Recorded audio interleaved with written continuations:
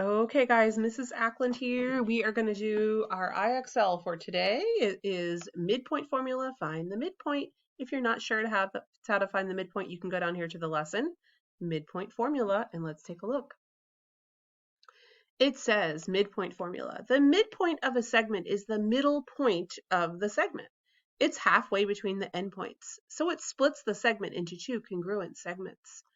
For example, point M is the midpoint of segment AB, so segment AM is congruent to segment BM. You can use the midpoint formula to find the midpoint of a segment on the coordinate plane. This formula gives the midpoint M of a segment with endpoints x1, y1, and x2, y2. And here is our formula. Basically, what we're doing here is we're coming up with two different numbers, right? We need a value for the x coordinate of the midpoint and a value for the y coordinate of the midpoint. And where are we getting these numbers from? Well, we're adding together the x values of the endpoints and dividing them by 2. That's going to be the x component of your midpoint ordered pair. And then we're adding together the y components of the endpoints and dividing those by 2, and that result is going to be the y component of the ordered pair for your midpoint. What are we really doing though? Look at this. We're adding together two numbers and dividing by 2. We're really finding the mean or the average of the x values, and we're finding the mean of the y values. Okay, and that makes sense, right? The mean is a measure of center, and that's what we're looking for here. We're looking for the midpoint or the center. You could even say it that way, the center of this line. Okay, so let's head on back over and let's go ahead and try a problem. It says 5, 10 and 7, 2 are the endpoints of a line segment. What is the midpoint M of that line segment? Write the coordinates as decimals or integers. Okay, before we use our midpoint formula, I think at least for this first problem, it would be interesting to graph these 2 points on a coordinate plane and take a look at where the midpoint is going to be. See if we can maybe estimate our answer. Okay, so I'm going to go over to my Desmos graphing calculator and put the first point in, 5, 10.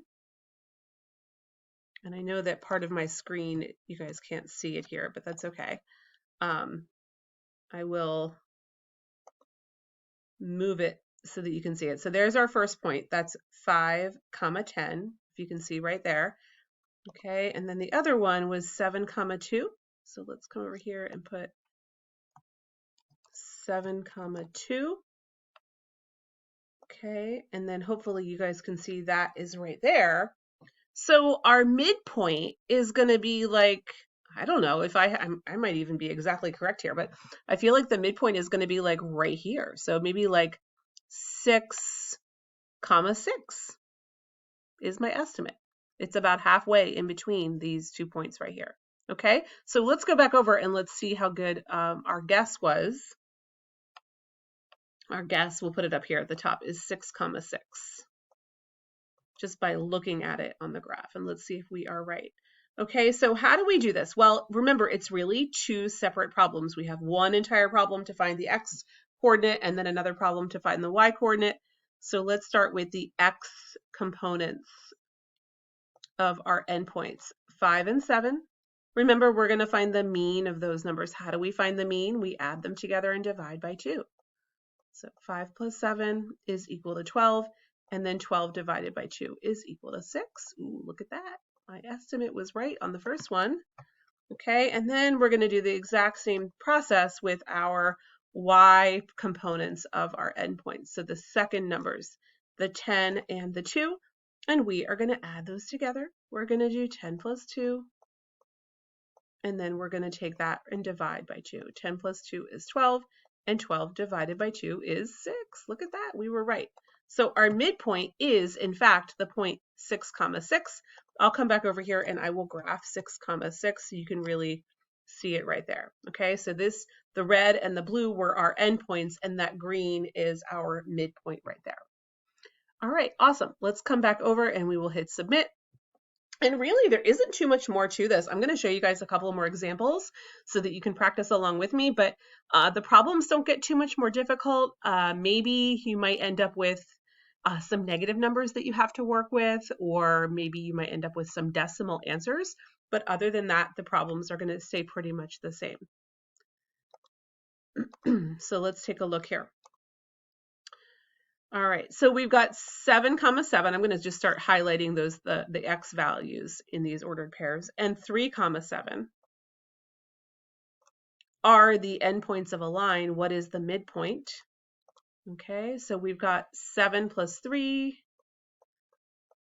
is 10, and then 10 divided by 2 is 5. My first component is 5. And then the y values, we've got 7 and 7. Now, when the two values, when the two y values or the two x values are the same number, I don't even need to go through this process. I know that the mean of 7 and 7 is 7. The average of 7 and 7 is just 7 itself. It couldn't possibly be any other number other than 7. But if we want to prove it to ourselves, we can do that. We can take 7 plus 7, which is equal to 14, and then divide by 2. And 14 divided by 2 is, in fact, 7. Okay, there we go. We can hit submit. Let's take a look at the next one. All right, so our x values are 10 and 10. Okay, so FG has endpoints at 10, 3 and 10, 1. Find the midpoint M of segment FG.